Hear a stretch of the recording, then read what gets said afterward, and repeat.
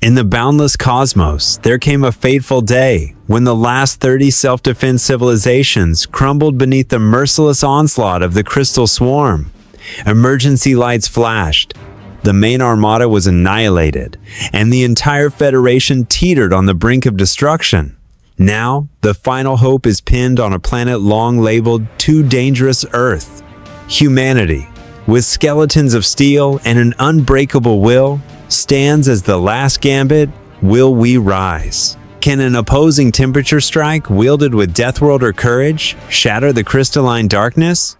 Prepare to enter the battle that will decide the fate of the universe. The crimson emergency lights danced across the faceted crystal dome of the Grand Hall, casting jagged reflections like fractured fireflies over 36 delegates gathered in hushed dread.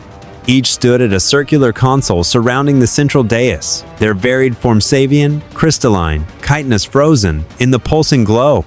All was still but for the relentless wail of the alarm sirens, echoing through the cathedral height chamber and magnifying every heartbeat into a drumroll of doom.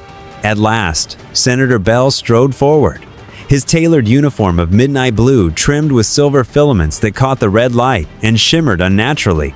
His hand streaked in the cerulean hue of his specious trembled as he gripped the edge of the dais. For a moment, he simply stared at the silent audience, throat tightening until the next words jagged free. "The outer defense bastion has fallen," he announced, voice low and raw. "The crystalline swarm shattered our final battle fleet at the Nexus Quadrant." Each syllable landed like a hammer, indelible and brutal.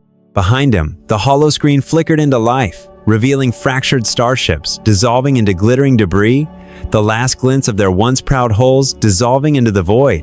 A collective gasp rippled through the assembly. From the Serenian delegation, whose transparent petals rippled in morning Husa, single delegate bent forward, tears scattering like liquid prisms. Across the floor, burly Iskarn delegates, their obsidian carapaces bristling, lashed out in guttural debate, accusing one another of negligence. The chamber, built for civil discourse, roiled with grief and blame. Some sank to their knees. Others vented profanity through serrated mandibles. Blank, horror-stricken eyes sought the holoscreen as it replayed the fleet's demise. Once, mighty cruisers rendered to stardust, command vessels shredded, their crews obliterated in a single crystalline cascade. The debris fell like a funeral shower, each fragment a testament to the merciless efficacy of the enemy. Beside Bell, Senator Green of the Aragnoth Confederacy leaned in, her four eyes gleaming with desperation. Her voice came in a tense whisper, quivering as though she feared summoning a darker truth. "There is one avenue left in outlawed hope. In the Forbidden Archives, we uncovered mention of a species native to double standard gravity. They call themselves humans." A stunned hush ensued. Bell's silver-lined eyes widened until they caught the flicker of alarms. "The so-called Dead Worlders?" he breathed, disbelief fraying his tone. "Their planet was marked too perilous for contact centuries ago. Madness to consider them now." His posture stiffened, but Green pressed on. "They possess skeletons forged like alloy, musculature honed to endure calamity," Green explained, voice gaining strength. "Their history is one of relentless conflict, planetary cataclysms, wars against lethal beasts, pandemics, and through it all, they have thrived. They understand combat at the instinctual level, something our societies have long forgotten in our pursuit of peace." Bell turned back to the display. A second holo activated, this time showing Earth's primeval landscapes. Mountain spires dusted with snow, oceans roiling beneath crimson sunsets, deserts of ebony sand whipped by cyclonic winds. Interspersed were fleeting glimpses of the humans themselves, diminutive figures scaling sheer cliffs, forging skyscrapers of steel and glass, defying monolithic storms with clumsy yet indomitable resolve. A haughty voice erupted from one corner. "They still cannot build a faster-than-light drive. How can we entrust our survival to primitives who haven't even transcended sublight travel?" The words bounced off the dome, met by murmurs of agreement and scorn. Green raised a hand, silencing the dissent. "Their military systems may appear rudimentary, but they are devastatingly effective. Their weapons harness mass energy at scales we deem reckless.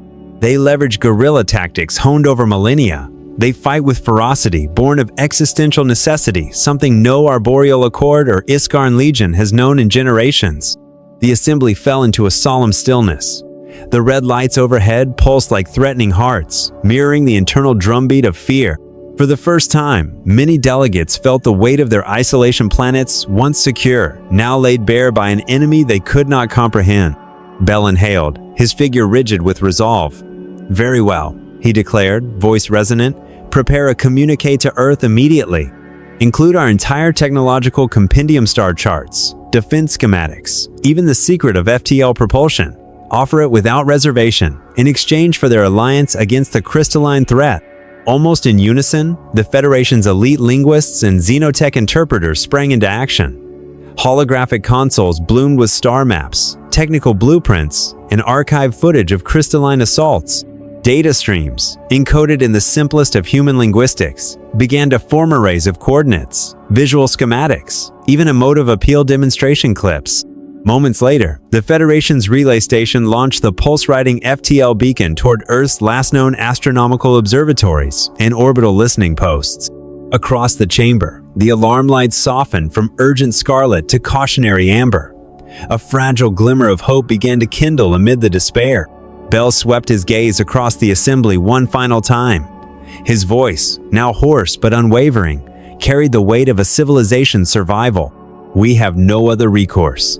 If humanity can stand against the crystalline swarm, then perhaps the Federation still merits existence." He paused, letting the gravity of his words settle. "Our fate, and that of 30 world snow, rests in the hands of those we once deemed too dangerous to trust." Silence reclaimed the hall. The amber glow framed 30 delegations poised between desperation and deliverance.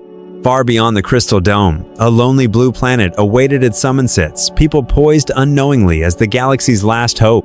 The Forbidden Archive lay at the very heart of the Federation's crystal spire, its presence whispered of secrets too dangerous to share. As Senator Green activated the twin steel doors, a thin beam of cerulean scanner light glided across their surfaces before they sighed open, revealing a vaulted chamber of solemn gravity. The corridor's spotlights traced long shadows upon the polished black basalt floor, echoing the anxious expressions of every delegate who had grown up on stories of what lay behind these doors. The air felt thick, viscous, like a luminous mist tinged with the scent of chilled alloys. With each footfall, hope and dread rang out in the hollow silence. Green led the small retinue deeper into the archive's inner sanctum, her steps measured but resolute upon the guiding floor inlays. At the far end, she paused before a pair of reinforced doors. With a careful glide of her fingertip over the biometric scanner, a soft mechanical click sounded, and protective shutters retreated to reveal the true vault. Inside, curved walls soared overhead, lined with hundreds of metal cells etched in archaic glyphs. Each drawer held a locked trove of manuscripts, optical frames, and encrypted quantum mattress-sangible echoes of research deemed too volatile for common record. Along one wall, a mural-like holographic array flickered into life at Green's command, projecting a hexagonal model of Earth, spinning slowly amidst a lattice of data streams and gravity constants marked at 1.8 G.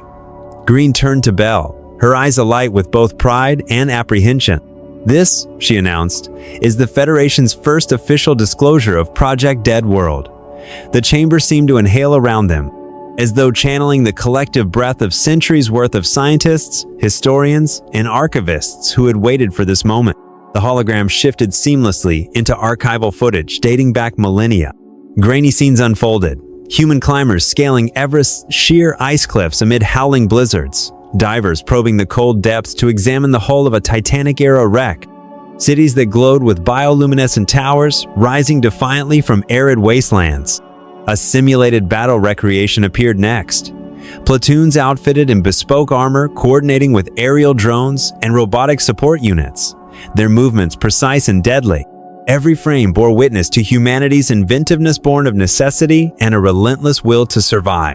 Bell settled into an observation seat, his gaze fixed upon a cascading stream of genetic analysis. Calculations scrolled on screen, revealing human myosin fibers nearly twice as dense as those of any Federation species, and carbonate-reinforced bone matrices rivaling Starship-grade alloys. A sprawling genomic map displayed mutations for high-strain endurance, rapid thermogenesis, and accelerated tissue regeneration. A separate timeline charted centuries of wars, natural catastrophes, and pandemics that had tested human adaptability. Laboratory stress tests, conducted under artificial gravities, showed humans enduring forces that shattered lesser anatomies. At the hollow's conclusion, the final document, a frayed, handwritten page materialized against the curved wall. There, scrawled in fading ink, stood a defiant manifesto. "We are a species forged in gravity's forge. When all fall, we rise. When every door slams shut, we find a way through." Green read the declaration aloud. Her voice carried the weight of untold generations.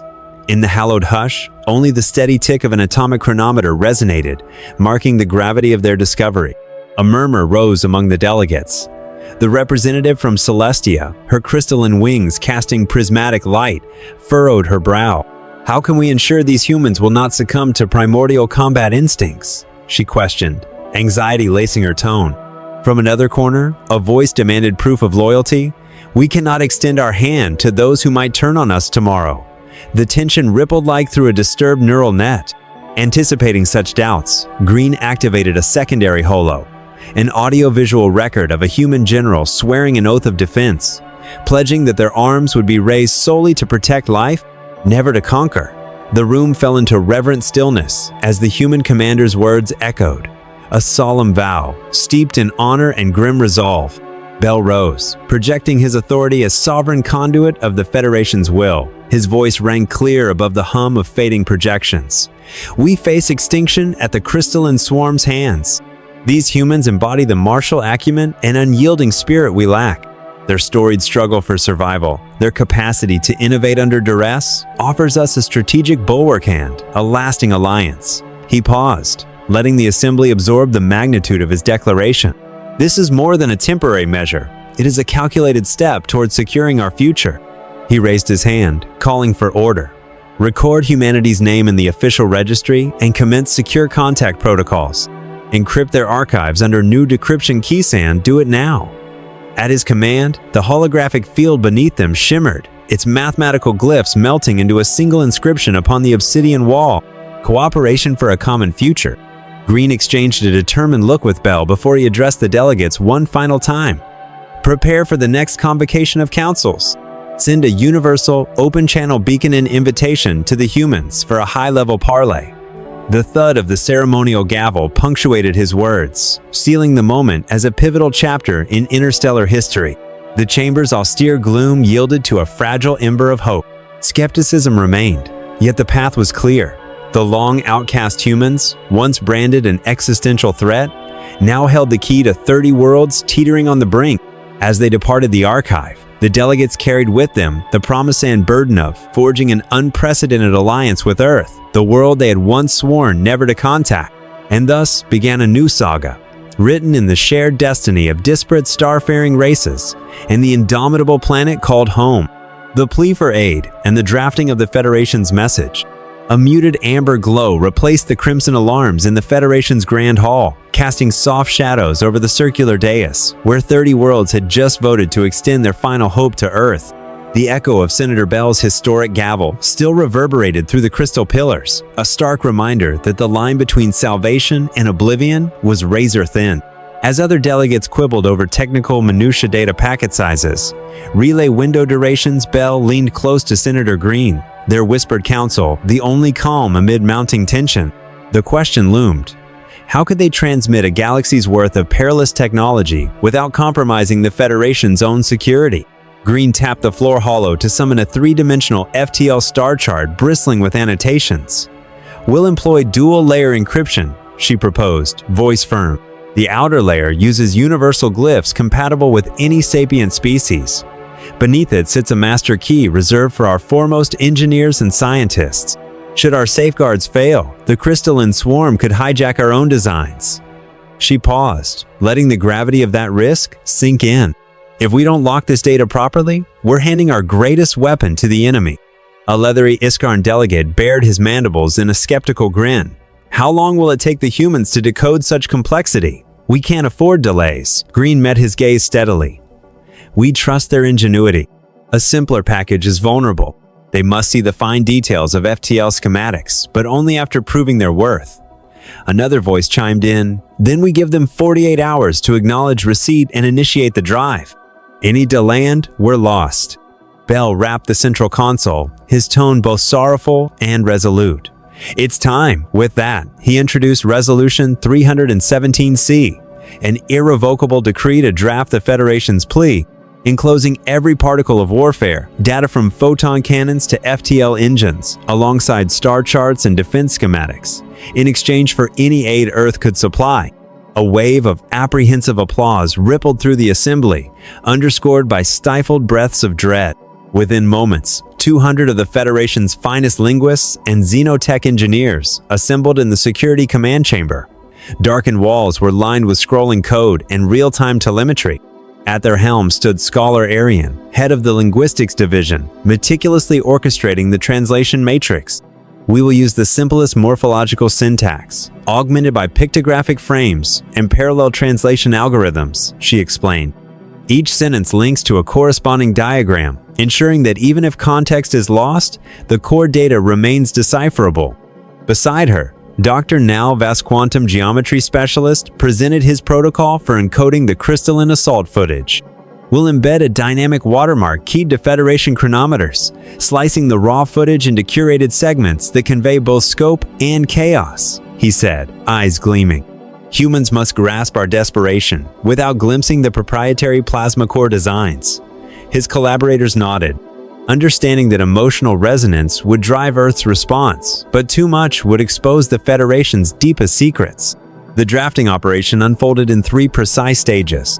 Raw data compilation, amass high-resolution imagery of crystalline strikes, FTL parameters, defense grid blueprints, and core star maps.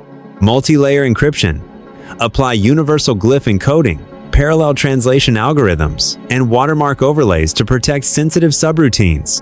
Security vetting, conduct automated decode simulations, risk analyses, and final review by Commander Stone and selected Federation Council representatives. For 12 grueling hours, every byte passed under the scrutiny of 5 independent review panels. Alarms blared faintly each time a potential vulnerability surfaced, prompting huddled strategy sessions to refine the algorithms. Arian, bathed in the flicker of holoscreens, stood vigilant, calm severity, steering the team through each cybernetic minefield. As the 48-hour deadline loomed, Bell convened the closing session in the Grand Hall. His voice, hoarse yet unwavering, carried across the delegates' bowed heads. "This message is more than an SOS. It is a covenant of life and death between our peoples. Within these bytes lies the trust of 30 civilizations." He surveyed the room, acknowledging their collective fear and fragile hope. Before him materialized the final communique, divided into 6 essential sections. Opening declaration, a succinct overview of the Federation and the urgency of our crisis. FTL coordinates, star charts, step-by-step instructions for constructing and executing a light jump drive. Technical specifications, detailed schematics for propulsion cores, defense shields, and sensor arrays.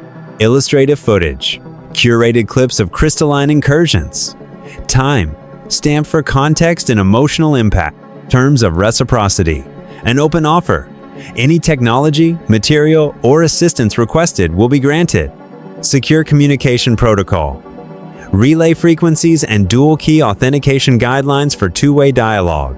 Arian and Vaz stood at Bell's side as the holographic dossier shimmered into being, each data node pulsing like a star about to ignite. Green inclined her head in solemn affirmation. With a final nod, Bell brought down the gavel. The message was sealed and dispatched to the FTL relay arrays. Instantly, slender beams of cerulean light flared from orbital antennas, hurtling the encrypted beacon toward Earth's most advanced observatories. The Grand Hall fell into an almost reverent hush. Delegates bowed their heads for a moment of silence, mourning the world's already lost and praying that humanity would rise to meet the Federation's desperate plea. Amid the charged quiet, every monitoring console remained locked on a single question. Would Earth answer the call, or would the last flicker of hope for 30 civilizations fade into the void? Earth receives the transmission, activates the Defense Council. At 3:47 a.m. Earth time, the silent night sky above Puerto Rico's Arecibo Observatory erupted in a cascade of cobalt blue pulses. The same rippling FTL beacons streaked through the arrays of the global radio antenna network, overwhelming conventional radio frequencies and triggering an immediate internal alert at the Genova Space Surveillance Center. On-duty engineer Rafael Martin hit the emergency switch and sent an encrypted report to the United Earth Space Security Coordination Hub, where operators monitor every orbital perturbation 24/7. Within 90 seconds, the United Spacewatch Consortium, USC, raised its threat level to Emergency Code 1 across every terrestrial antenna station. Immense titanium-reinforced dishes swiveled skyward with millisecond precision, locking onto the interstellar data stream. Simultaneously, the International Space Station switched its redundant communication systems into high-priority mode, dedicating all available bandwidth to decoding the Federation's message. Far below, deep inside the fortified caverns of Cheyenne Mountain, the United States Military Satellite Command's next-generation receivers logged a raw copy of the FTL packets. Instantly, the complex's cybersecurity protocols engaged the multi-tiered decryption routines provided by the Federation, while the first status report was relayed to U.S. Space Command headquarters. Every strategic node was now flagged extraterrestrial signal, a classification reserved for reports of world-ending meteors or rogue black holes. Meanwhile, in the subterranean war room, 500 meters beneath Washington, D.C., the United Earth Defense Council, UEDC, sprang to life. This hidden command, bunker-lit by soft amber panels and sealed behind blast-proof door shafts, the planet's leaders whenever humanity faces its gravest threats. Screens displayed the incoming FTL data label in stark white letters. Incoming FTL transmission. Admiral William Russ, UEDC's Supreme Commander, stared at the phrase as though it were etched in ice. His 3 decades of service in simulated space engagements had never prepared him for this.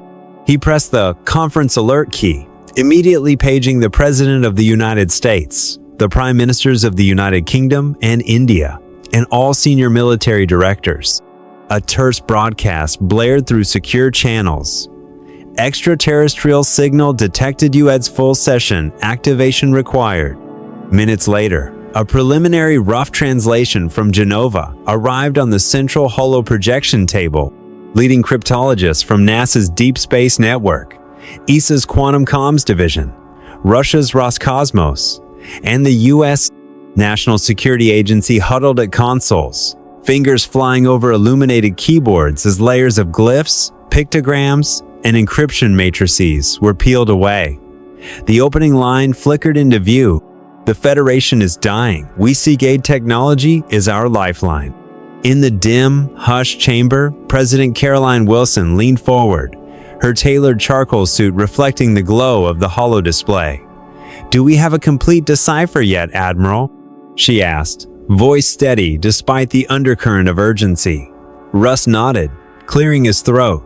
"Madam President, preliminary authenticity checks are positive.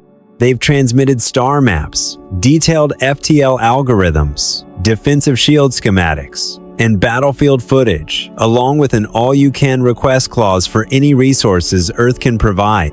Around the oval table, representatives from China, Japan, the European Union, and other major powers sat in reverent silence.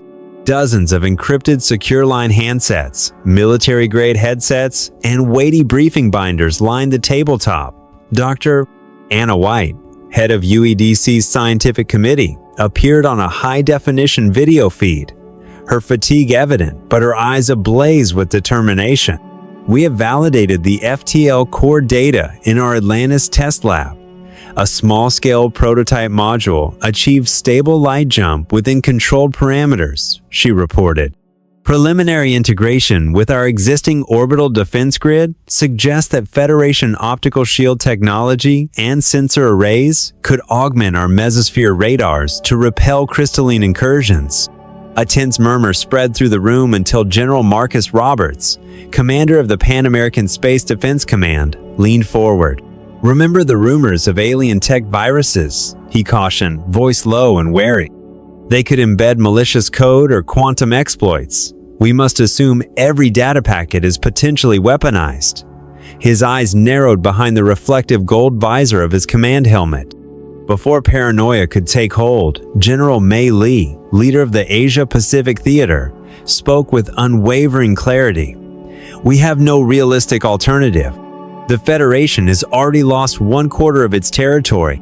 If we fail to respond, the crystalline swarm will turn its full might on Earth." Her words cut through hesitation like a laser, reminding every official that humanity's fate was entwined with the Federation's survival. President Wilson inhaled deeply. With a firm tap on her secure console, she activated the Sentinel resolution. "I call for an immediate vote to integrate FTL drives into our defense infrastructure and to establish a unified multinational task force," she declared. Timeline: full operational capacity within 48 hours. All in favor? Say aye. Digital keypads around the table clicked in unison. The final tally 78% in favor flashed on the central screen, green digits glowing over the black hollow table. The order rippled instantly through the UEDC network, dispatching directives to every Allied space command.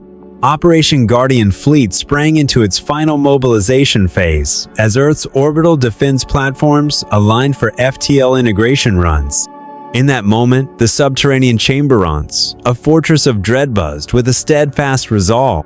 As the meeting adjourned and the lights dimmed, only the UEDC active emblem glowed steadily on the main console, a beacon of collective will.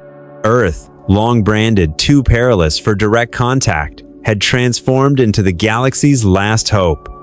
Billions of lives hung in the balance, and the smallest blue planet had just answered the call. Scientific, military coordination decoding, technology trials. Within hours of the Sentinel Resolution's activation, an Allied task force gathered aboard the Tranquility Orbital Stationa, sprawling research and manufacturing complex perched in geostationary orbit above Earth. In the main operations center, Admiral James Stone stood beside Dr. Anna White, the soft glow of the central hologram casting their silhouettes against strings of recently decoded FTL parameters. Stone's voice cut through the hum of server banks. "Where do we begin?" White replied without hesitation. "First, we must reconstruct a baseline FTL jump module to verify stability. Around them, engineers in crisp white lab coats shared schematics with battle-suited technicians, united by a singular mission: weaponize and shield Earth with Federation technology." The scientific cadre immediately split into two synchronized work streams. Team Alpha focused on decryption and algorithm adaptation, translating holographic FTL code into detailed printed circuit layout. Cryptography specialists ran continuous iterations of the jump drive algorithms, hunting every vulnerability that might corrupt the data stream or give hostile actors an intercept point. Team Beta tackled hardware fabrication. They selected a refined titanium copper alloy for the engine's pressure vessel, wound precision plasma inductors for the core reaction, and assembled each component within vacuum chambers. High-speed thermal cameras tracked surface temperatures to the millisecond, ensuring every joint and weld could withstand extreme chamber conditions. Concurrently, the Federation's optical shield arrays were transferred to Earth's defense engineers for integration tests. Major Luna Chen, head of the U.S. Space Defense Design Bureau, led a joint team to retrofit prototype shielding panels onto a test satellite. In a controlled demonstration at the Earth-based laser test facility, they simulated a crystalline swarm attack by firing a concentrated high-energy laser beam at the module. The beam scattered harmlessly across the shield's prismatic facets evidence the system could deflect crystalline projectiles and protect both orbital platforms and the upper atmosphere from catastrophic fragmentation. The success fueled confidence that orbital shield networks could be deployed before the next onslaught. With the shields validated, Admiral Stone and Dr. White turned to small-scale FTL trials.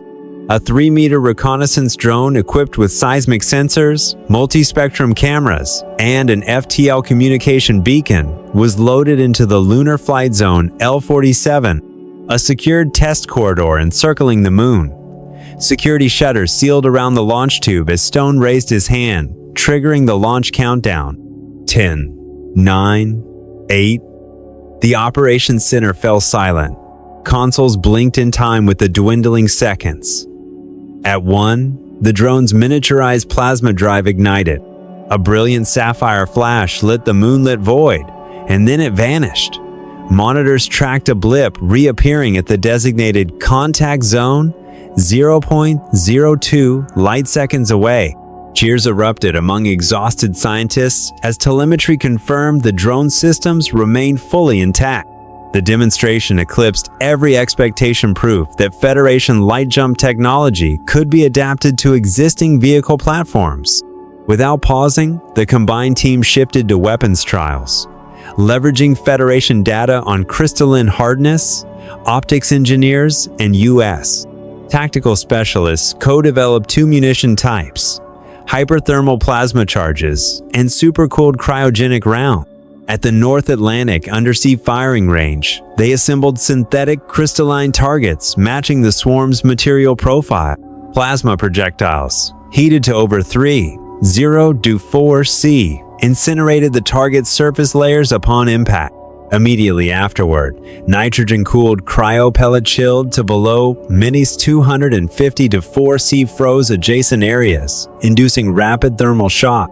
Within 0.2 seconds, the brittle crystalline structure fractured exactly along pre-computed stress lines, demonstrating a devastatingly effective combined assault capable of shattering enemy hulls. Meanwhile, the pilot training division readied crews for the extraordinary demands of FTL-capable vehicles. In the G-Force Simulation Center, volunteer pilots strapped into reinforced acceleration harnesses, equipped with active deceleration modules. They ran through sequences of rapid thrust surges, emergency braking maneuvers, and sustained rotational force siege designed to mimic the inertial loads of a light jump. Federation engineers fine-tuned the harness damping parameters in real time, enabling human subjects to endure peaks of up to 12 G without losing consciousness. When one veteran pilot removed her helmet and declared, "I've never felt this ready. The swarm won't catch us off guard." Her enthusiasm echoed through the exhausted yet elated team. By the end of the 3rd day, every test result and performance metric had been compiled into the Operation Guardian Phase the First. Dossier over 200 pages of trial data, annotated videos, and scenario playbooks. Admiral Stone assembled the multinational command at Tranquility's central briefing dome. His tone was concise, but triumphant. "We have demonstrated that Federation technology is not only authentic, but fully operational as both shield and sword. Within 72 hours, we will roll out the first production batch to the Guardian fleet." White offered a weary smile beside him, the sheen under her eyes testament to sleepless nights, but her gaze shone with the conviction that science serves humanity had never held truer meaning. The unprecedented fusion of scientific rigor and military precision had propelled the Alliance from theoretical possibility to battlefield readiness in mere days. As the briefing ended, a final alert sounded Phase 2. Fleet deployment was imminent. From Tranquility Station to Cheyenne Mountain, every command post hushed in solemn anticipation. Under the pale blue glow of the orbital facility's lights, each engineer, tactician, and pilot understood they stood at the threshold of a decisive moment. The next chapter of this interstellar alliance and the fate of Earth and the Federation would hinge on how swiftly and cohesively they launched their newfound Guardian fleet into the cosmic fray. Phase 2. Deployment Strategy. Admiral Stone convened the Strategic Council in Tranquility's Command Auditorium less than 24 hours after Phase I concluded. Hovering above the circular dais, the central holomap glowed with the Federation's FTL star lanes, pulsing gently as coordinates flickered along each hyperspace corridor. Stone tapped his console to display the slide titled Phase 2, Deployment Strategy, which broke the mission into 3 core pillars: fleet composition, tactical routing, and training regimen. Captain Reed volunteered to lead combat fleet assembly. Lieutenant Colonel Luna Chen took point on defense network integration, and Major Marcus Su accepted logistics coordination.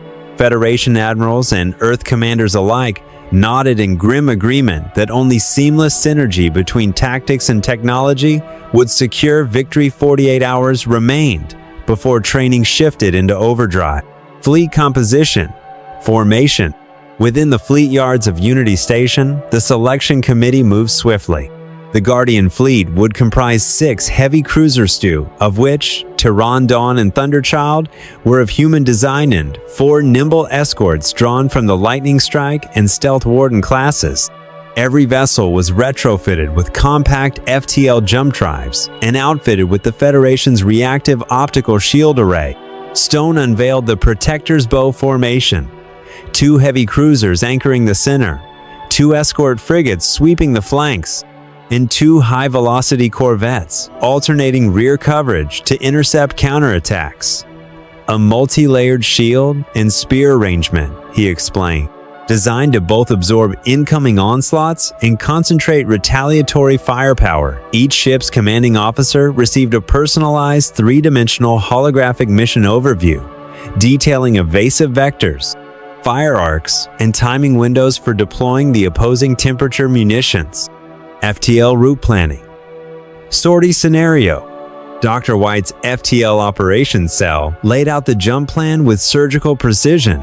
The transit route was divided into 3 stages: an orbital departure vector from Earth, a 0.03 light-second breach through interstellar space, and rendezvous at Federation Outpost Nexus 7 on the fringes of crystalline territory.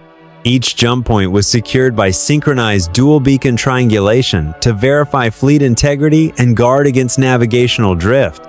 The sortie codenamed Dawn Sentinel would launch from Unity at 14, 0 hours on day Janrayo, 3, execute the primary jump at 14, 3, and arrive in system at 14, 17 for defensive deployment. An emergency protocol, Red Flash, allowed any ship to initiate an immediate secondary jump if sensor arrays failed or a stray crystalline vessel breached the corridor. Flight controllers ran simulation loops for beacon outages, FTL signal loss, and spontaneous enemy blockade insertions, ensuring crews could rehearse contingency steps and maintain operational cohesion under duress. Parallel training pilots. Crew. In the Tranquility G-Force Simulator Center, 120 pilots and 600 support personnel embarked on the Guardian Elite program. Each cockpit module was fully sealed, with holo-driven visuals reproducing the violent jolts and strobing light patterns of a real jump. Pilots completed 50 evasive maneuver drills against moving crystalline projections under alternating 0G and 2G fields. Failures triggered automatic reassignment to reflex enhancement courses. On the deck below, engineering teams drilled on the Federation optical shield control suites. Every crew member mastered system boot procedures, pressure, indicator diagnostics, and adaptive frequency modulation protocols. Each evening, flight and engineering crews reviewed comprehensive after-action footage, tagging frames to dissect reaction times, communications clarity, and formation integrity. Captain Reed circulated among the simulators, offering encouragement and reminding trainees, "Every second you hone here may save millions of Federation lives." Heat freeze drill. To integrate the Federation's dual-temperature weaponry, weapons engineers and tactical officers staged the heat-eye freeze drill at an off-world test range beyond the moon's far side. Plasma cannon assemblies fired superheated bolts at synthetic crystalline targets, raising temperatures above 3.0°4 C within microseconds. Immediately afterward, cryogenic nitrogen charges blanketed the impact zone at 250°4 C, inducing rapid thermal shock. Telemetric sensors recorded fracture propagation along predetermined stress lines, validating that coordinated temperature differentials could cleave through crystalline armor with surgical precision. Following each volley, shipboard gunnery teams swapped seats and recalibrated aim to maintain tempo and accuracy under simulated combat fatigue. Repeat cycles forged an instinctual rhythm. Heat, then freeze destroy. Combined army exercises. Meanwhile, The UEDC ground liaison team conducted joint drills to sharpen cross-branch support. Federation tactical advisors and Earth Space Force platoons executed Delta Skyhook exercises in zero-atmosphere mock landing zones. Orbital drop pods and fighter escorts practiced real-time coordination, synchronizing orbital scans with strike vectors. Naval engineers transmitted live shield telemetry to surface commanders, who replicated field repair procedures on armored trucks. These multi-domain rehearsals fostered trust. Federation crews learned Earth's logistical nuances, while planetary forces adapted to the rapid tempo of interstellar engagements. Unified Guardian full-scale rehearsal. The culmination arrived with Operation Unified Guardian. Tranquility linked its simulators to the Federation's main holonet, creating a shared virtual sandbox. Earth's command staff joined from Cheyenne Mountain and London's Sky Defense Center, each sending live avatar streams into the composite holospace. As the combined fleet advanced through a simulated crystalline warp gate, Federation vessels engaged long-range neutralizers, while Guardian ships executed precision flank assaults. Shields pulsed in perfect staggered harmonic resonance, absorbing enemy energy pulses and redirecting them into deep space null zones. Escort corvettes darted behind the line, deploying opposing temperature munitions to fracture crystalline clusters. When the final holo target shattered, unified applause erupted across continents and light years alike. Standing tall before the assembled avatars, Captain Reed declared, "The Guardian fleet is not merely assembled, but battle-forged. Our technology, tactics, and teamwork have merged into a single fighting force." Admiral Stone closed the session with a steady gaze toward the holo starfield. "We await the command to launch," he affirmed. "Soon, we will carry the hope of 30 civilizations on our whole sand, reclaim the future of the galaxy." In that solemn moment, every hand on every console understood the weight of the task ahead. The Guardian fleet was ready, and time was counting down to the moment they would strike back at the crystalline darkness. Colony 7, once a quiet Federation outpost on the cobalt plains of Emerashad, been transformed into the Guardian fleet's first crucible. As Emeros's pale sunrise filtered through the thin, blue-tinted atmosphere, its beams glinted off polished metal fortifications, ringing the settlement. The Federation's crystalline-hulled dreadnoughts, angular and multifaceted, stood sentinel amid the black and silver Guardian vessels. A deathly hush reigned, broken only by the low hum of life support systems and the measured footfalls of anxious crewmen racing to their stations. "Battle stations prepare for engagement," crackled the fleet-wide broadcast. In response, sailors and aircrew sprang into action.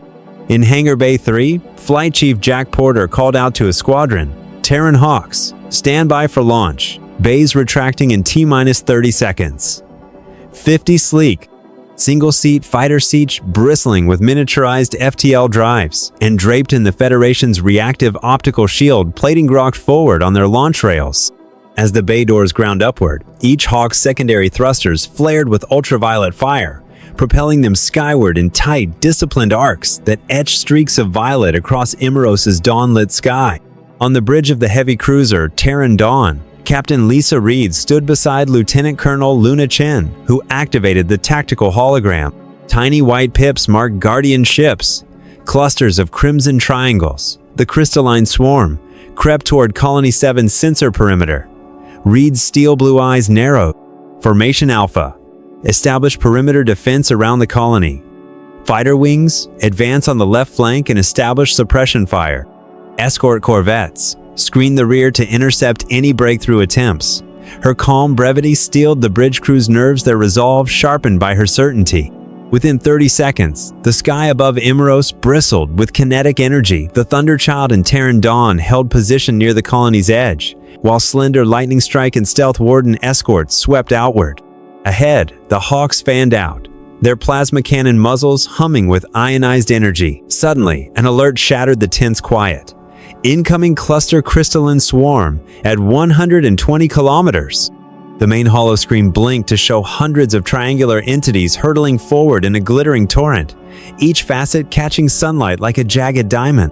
"Open fire," Reed commanded. Squadrons Alpha 1 and 2 unleashed volleys of superheated plasma bolts.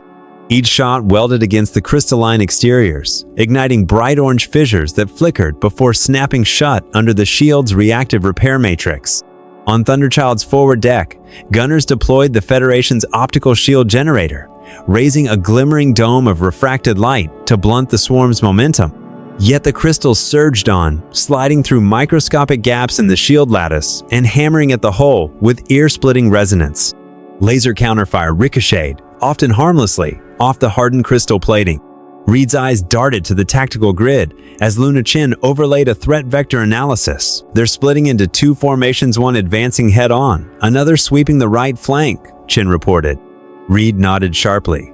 Alpha 3 and 4 pivot immediately to intercept the eastern column. Fighters target the crystalline edges marked in yellow applied temperature differential ordnance.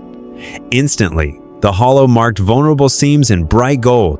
Hawks banked sharply, equipping nitro-chill rounds to supercool selected zones, then following up with plasma bolts to induce thermal shock temperature swings exceeding 500 to 4C within milliseconds.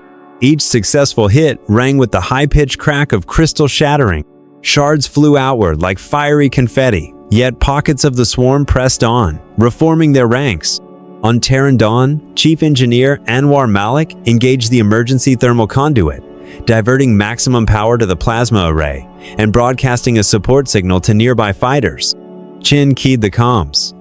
Reed recommends Red Flash Protocol short, range FTL retreat to break contact. You have clearance. Without hesitation, Reed authorized the maneuver. Execute jump now. Across the fleet, engines roared as sapphire jets flared, and in the blink of an eye, the Guardian ships blinked out of real space, reappearing a dozen kilometers behind the shattered swarm front. Seizing the moment, the Lightning Strike and Stealth Warden corvettes surged forward to mop up. Each hull deployed rapid-fire plasma turrets, severing small clusters before they could regroup. Overhead, uncrewed reconnaissance drones fitted with the Federation's hyperspectral optical sensor slewed through the smoke of combat, scanning residual crystals for internal fissures. Data streamed back to Colony 7's Ops Center, where tactical analysts adjusted weapon parameters for maximum fissure propagation. Within 15 minutes of the initial contact, the Guardian fleet had blunted the crystalline offensive and stabilized Colony 7's defenses. Yet Reed knew better than to relax. Maintain suppressive fire and cover the evac corridors, she ordered Chen. The lieutenant acknowledged and directed emergency shuttles southwest of the colony, their landing pads repurposed as temporary refugee platforms. Hatches opened as civilian shelmeted, oxygen cylinder clad filed aboard under the protection of escort squads. On the command channel, Admiral Stone's voice crackled through. Outstanding performance. Guardian forces. Colony 7 is secure for now. Commence damage assessment and prepare for counterstrike operations. A ripple of relieved cheers echoed across the comm deck, small, yet resonant, a shared victory cry. In the aftermath glow of battle, shards of crystalline debris drifted like stars against Emeros's morning sky. Captain Reed stood on Terran Dawn's observation deck, watching the rosy dawn crest Emeros's horizon. The smell of burnt plasma and coolant lingered in the air, mingling with hope. She allowed herself a momentary smile. Humanity had proven its mettle, fighting side by side with the Federation. But this was only the prelude. Ahead lay deeper systems and more ferocious engagements with the crystalline swarm. Still, for the first time since the alarm had sounded, Reed believed they could prevail in that together, Earth and the Federation would reclaim their shared future from the crystalline darkness. Tactical turning point opposing temperature strike. High G conditioning. The aftermath of Colony 7's engagement had validated Guardian Fleet's foundational tactics, but Admiral Stone knew the decisive blow remained unstruck. In Tranquility's war room, he and Dr. Anna White convened a full data review. The sprawling 3D holomap displayed crimson cluster siege, representing a crystalline pack advancing in probing formations before coalescing for renewed assault. Stone tapped a sensor node, summoning all sector commanders to the strategy table. Under the dome's cold cyan light, wisps of recycled air swirled, imbuing the chamber with the tense anticipation of an imminent breakthrough. Dr. White initiated the briefing. Crystalline cores possess tensile strength twice that of fused crystal steel, yet their outer sheath becomes catastrophically brittle when subjected to abrupt temperature extremes. She overlaid a simulation. a concentrated plasma bolt heating the shell to 3,500°C, immediately followed within 0.1 seconds by a blast of supercooled nitrogen at 200°C. The composite effect shattered the matrix from within, fracturing the target into irreparable shards. Execution demands sub-millisecond precision in both timing and angle of impact, she cautioned. Any deviation greater than 0.05 seconds allows the crystal to self-heal before the chill wave arrives. Admiral Stone nodded gravely. We will deploy a synchronized opposing temperature strike fleet-wide. Team Alpha will deliver the plasma bolts. Team Bravo will follow with nitro shots. The difference in discharge timing must not exceed 0.1 seconds. Questions immediately rose. Optimal plasma beam intensity, nitrogen injector pressure, delivery vector tolerance. Dr. White fielded each query with data-driven clarity, calibrating protocols for each vessel class. Lieutenant Colonel Luna Chin next detailed the requisite G-force program. Our pilots have been cleared for sustained 12G, but the dual strike maneuver demands brief peaks of 15G to counter the plasma's recoil and maintain targeting stability. She unveiled a high-intensity training regimen, 60 minutes of rotational conditioning, interspersed with 20 seconds of abrupt acceleration bursts, followed by 10 seconds of simulated microgravity designed to accelerate both physiological adaptation and reaction times. In combat, every millisecond counts, Chen emphasized. Our crews must think and act under extreme inertial stress. Immediately, the G-Force training complex roared to life. Over 100 Guardian pilots stepped into sealed centrifuge cabins, outfitted with life sign monitors and inertial dampeners co-designed by Federation engineers. Red warning lights flickered as each module spun up, and on the internal displays, a countdown ticked from 20 seconds. When it hit 0, acceleration surged. 15G, 16G. Crackled over the intercom as cabins strained against their mounts. Thanks to the dampening field, all pilots remained conscious, their biosensors recording heart rate, facial muscle tension, and electroencephalogram readings in real time. Mid-rotation, the cabins executed a simulated 180-4 pivot mimicking the abrupt vector changes required to align plasma and cryostreams on target. Each pilot's suit transmitted biometric feedback, enabling instructors to fine-tune harness pressure, breathing protocols, and reflex training overlays. By the end of the first cycle, trainees who had once faltered at 12G now maintained steady aim under the punishing 15G test, their neural response time shaved by milliseconds. Simultaneously, on Tranquility's interior testing range, Stone and Dr. White oversaw live-fire experiments. Engineers charged the plasma emitter to its 3,500°C maximum, producing a brilliant teal arc that struck a large crystalline mock target. Nanoseconds later, the nitro shot nozzle released a vapor plume of liquid nitrogen dense and ghostly white engulfing the heated surface. The specimen fractured violently, shards dispersing into vacuum like a supernova. The instant feedback from high-speed cameras confirmed a complete internal shatter within 0.15 seconds, just within acceptable margin for fleet operations. Back in the tactical center, the radars animated a replay of combined strikes. Captain Lisa Reed, commanding from the Terran Dawn's bridge, outlined the optimal engagement geometry. Alpha will fire plasma bolts at a 15-4 elevation offset relative to the y-axis. Bravo will initiate the nitro shot at 15-4 precisely 0.1 seconds later. Immediately thereafter, all ships will execute a short-range FTL jump of 0.02 light seconds to evade residual hazards. Maintain a standoff of 150 meters from target. The room fell silent as officers absorbed the exacting coordinates. Admiral Gray of the Federation interjected a final caveat. Failure to maintain timing within 0.05 seconds or deviation beyond 2 degrees in angle will allow the shell to rebond, nullifying the tactic. Reed acknowledged with a firm nod.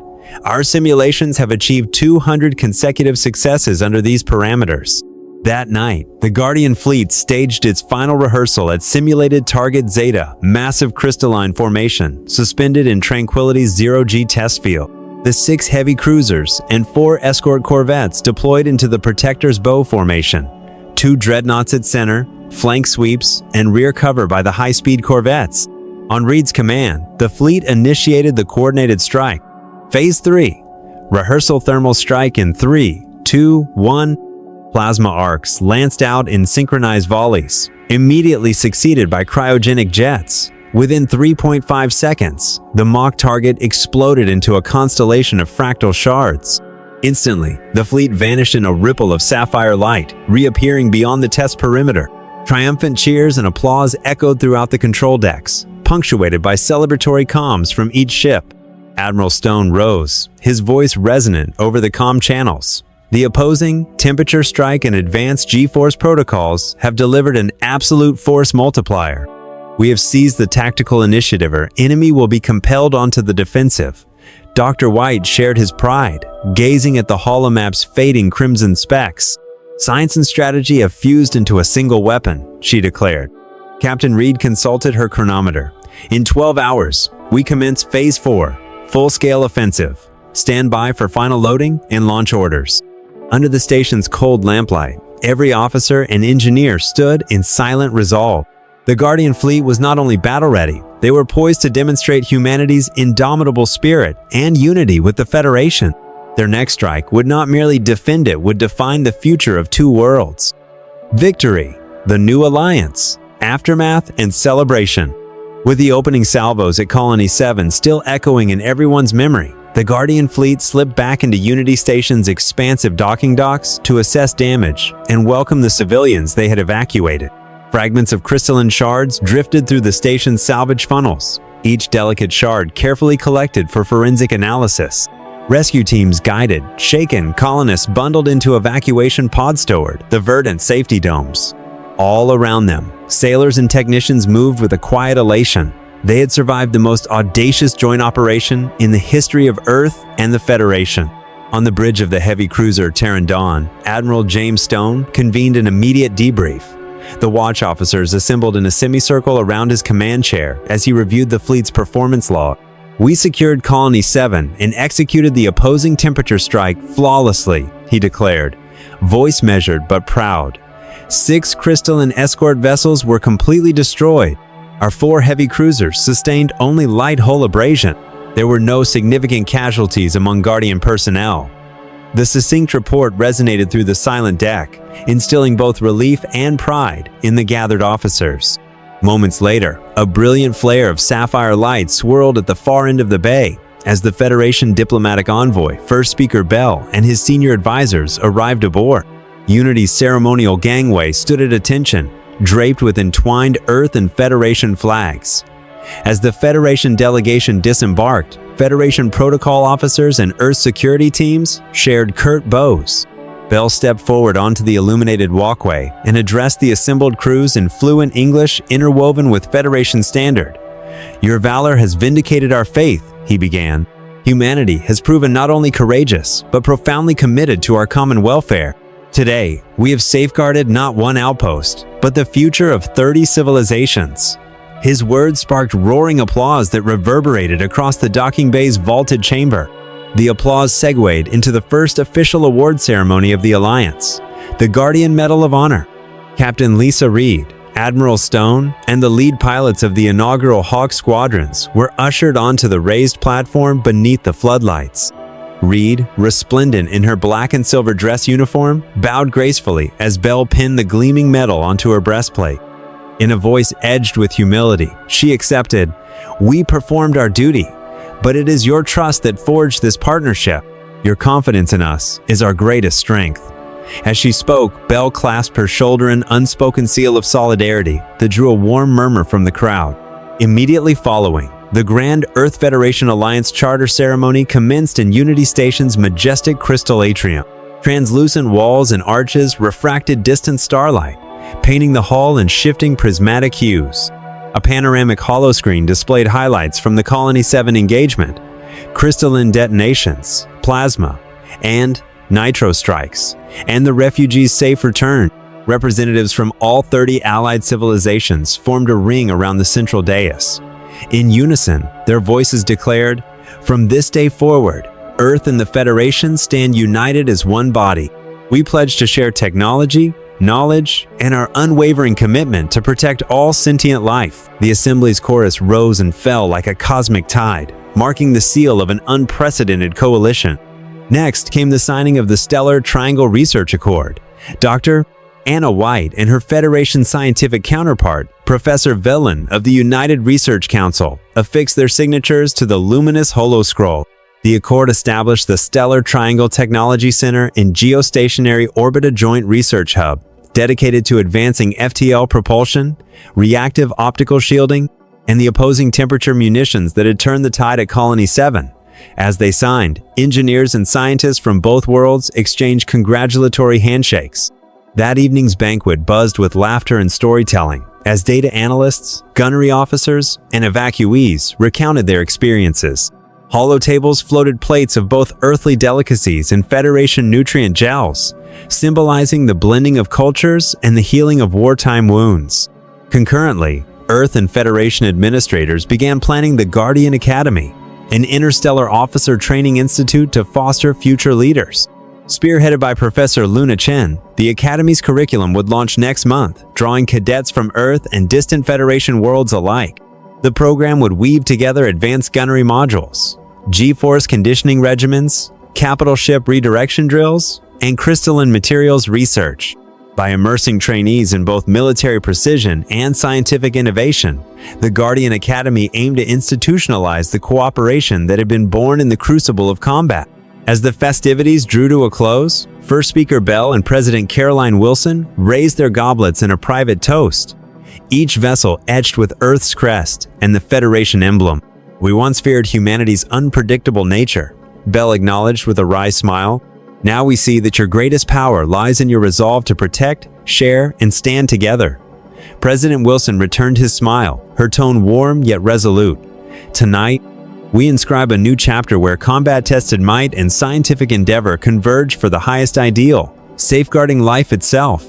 Their shared laughter echoed through the atrium's crystalline corridors, sealing their pact in both word and spirit. When the final chords of the celebratory orchestra faded, the station's lights dimmed to reveal the grand holographic motto suspended over the atrium's apex: "United we stand." Delegates and crew disbanded for the evening, returning to their ships and quarters with spirits buoyed by unity and purpose. Outside, through the vast viewport, the distant shimmer of Earth glowed a beacon of hope reborn. In that moment, the alliance forged at Colony 7 transformed from a strategic necessity into an unwavering bond. The final victory of the Guardians was not measured in shattered crystal or evacuated civilians, but in the emergence of a shared destiny, a promise that, together, Earth and the Federation would chart a new, glorious chapter among the stars.